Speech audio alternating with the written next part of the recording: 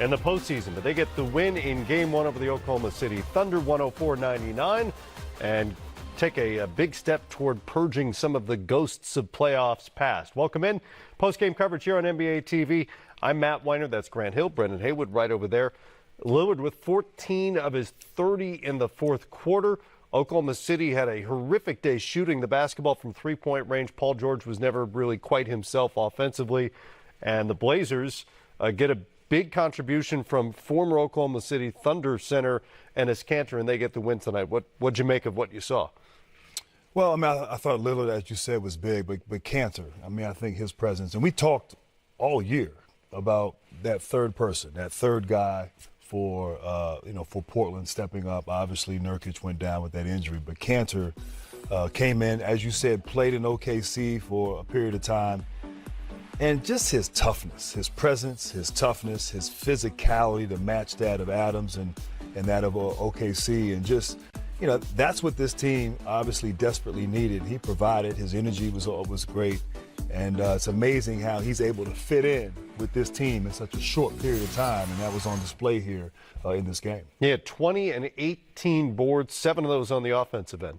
Yeah, I agree with Grant. I think Kanter was the story of the game. We always talk about this backcourt. We talk about Lillard and McCollum, but the story today was Enes Kanter, and he made countless plays time and time again. Had some huge offensive rebounds down the stretch. Some of them he was able to put back. Some of them he was able to kick out as they were running down clock at the end of this game. So I like what Kanter gave him. I like the presence that he had inside.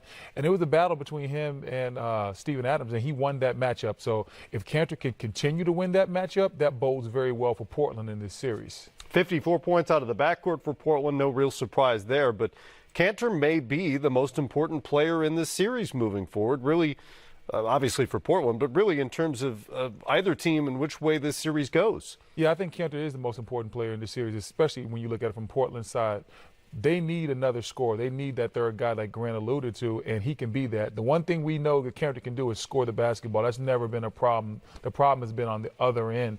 And as long as he's giving proper effort defensively and he's in the right place, they don't need him to be a lockdown defender. They just need to make sure that he's in the right place, he gives proper effort, and they'll be just fine. If he can continue to give them anywhere from 15 to 20 points a night in this series, I think Portland might have found that third guy that we say they've been looking for the past couple of seasons. Yeah, Matt, just to piggyback on that, not just his production, not just sort of a defensive effort, obviously fantastic performance, but just his toughness. Like, there's a toughness about him, there's a confidence, there's a belief that he brings to the table, and just that attitude, that swagger, whatever you want to call it, important for this team, important as you alluded to, some of their playoff troubles in years past.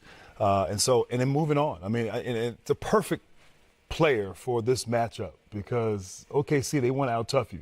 They want to be physical. They want to kind of wear you down, come at you in waves. And so he just gives them that sort of confidence, I believe. And it was fantastic to watch his obviously his ability on the pick and roll, his ability to finish, post up.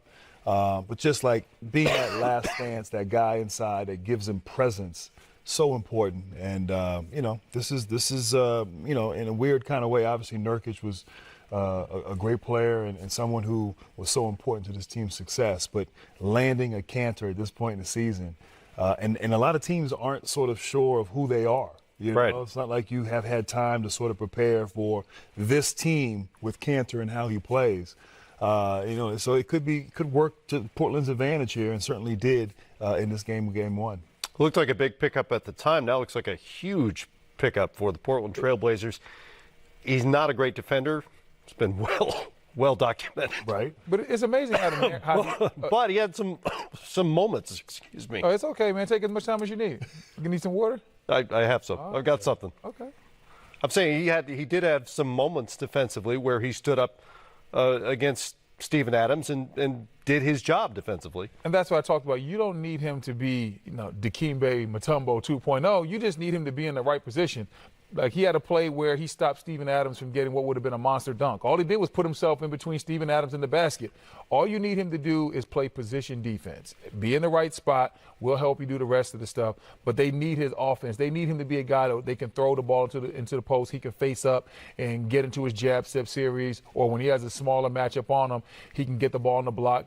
I saw him get to a quick spin move on the baseline and finish with a reverse layup. So he has incredible offensive moves, and they need that. They need a guy that sometimes Damon, CJ can say, listen, we want to take some pressure off of us, give you the ball, you do your thing, and then we'll get back to what we normally do. Yeah, I think you make some great points there. And I think in addition to that, look, defensively, compete. Right. That's what you want, particularly in the playoffs. And sometimes you can be in the wrong position and make mistakes, but you can overcome that just by playing hard and competing. And that's the way he's wired. He's a competitor. It is the playoffs. And look, I also like the fact that he's on a playoff team. He's playing 35 minutes. Right. In years past when he was on OKC and it was Utah, I mean, he didn't have that kind of consistent time. He was off the bench a lot of times and was in and out. This team needs him. And there's something about when you are needed and you get the opportunity, and he's getting that here, and he'll need to continue to play like that. But I'm not as worried about his defense. As long as Brendan said, he's in the right place, he's competing. Right. The rest of the team and the system and the style of play, it's not like he's got to lock somebody down and go against, Embiid in this series, someone who's going to be relentless coming at you post up after post up. He's just got to play good position defense and compete on that side of the ball. And he's not going to come over and block a shot. And there were a few moments, particularly in the first half, where Russell Westbrook and others, but mostly Westbrook, had clear lanes to the rim, and he scored that way. He's not going to do that, but he was competitive out there defensively for sure, and that's as much as you can ask given his reputation. And defensively, they held Oklahoma City under 40% shooting in this game, right, including 5 of 33 from three. Ouch. That is the worst three-point shooting performance by a team in the postseason ever, with a minimum of 30 attempts. Yeah, and some of that is OKC missing shots. Obviously, Paul George missed some. Paul George missed some good looks. He obviously wasn't himself. I'm not sure how. 4 of 15. Yeah, that shoulder injury is definitely affecting him. So I'm not sure how long that's going to be a problem. If that's going to be a problem throughout the rest of this series, it could really be problematic for OKC. But you also have to tip your hat to Portland. They play good defense. It wasn't great defense, but they played good defense. And so OKC has to figure out how they can get some cleaner looks, how they can clean that up. But shooting has been a problem for OKC all year long. Maybe not to this detriment, 5 of 33, but you didn't expect the Oklahoma City Thunder to hit a bunch of threes and hit a high percentage of them, because that's not who they've been all year long. 22nd in the NBA in terms of three-point percentage in the regular season. Yeah, no, I mean, that's not their identity. That's not who they are defensively. They got to get stops. Obviously, they have two players who are more than capable of carrying the load and having huge nights. And on the road in the playoffs, you need that. You expect that. They had good games. Obviously, they combined for 50 points, but they need to combine for 60 plus. Particularly on the road against a team like this. And Paul George was a little bit off. Russell Westbrook was off. Those guys played just a little bit better in terms of their efficiency scoring the basketball and putting the ball through the basket. It might be a different outcome. And I expect they will bounce back. These are good shots. These are plays that they've made. Give some credit to Portland, but sometimes you're just a little bit out of sorts. And I expect Paul George and Westbrook to try to refocus, regroup, and come back for game 2 a little bit better. But hey, tonight you got to tip your hat to Portland. They got the win. They sent a statement. The worst thing that could have happened for Portland was to lose game 1.